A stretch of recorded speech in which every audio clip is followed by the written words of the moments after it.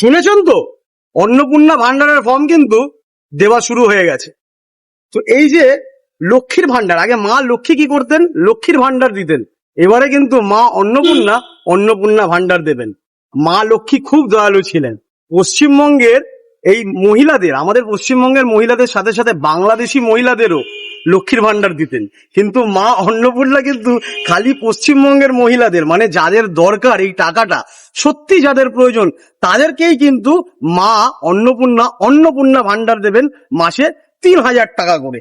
তো এই যে অন্নপূর্ণা ভান্ডারের ফর্ম কিন্তু 12 পাতার ফর্ম আছে। এই অন্নপূর্ণা ভান্ডারে আপনার পরিবারের সমস্ত ঠিকুজি কুষ্টি সবকিছু দিতে হবে।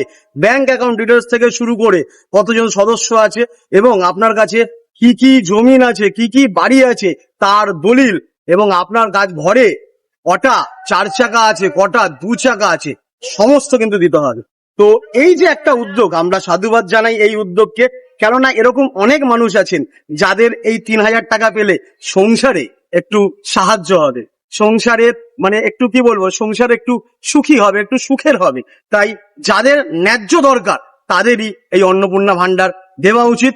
এই উদ্যোগকে সাধুবাদ জানাচ্ছি। সবাই মিলে অন্নপূর্ণা ভান্ডার ফিল আপ করুন। যারা প্রকৃত গ্রহীতা তারাই এই অন্নপূর্ণা ভান্ডার পাবেন। ধন্যবাদ।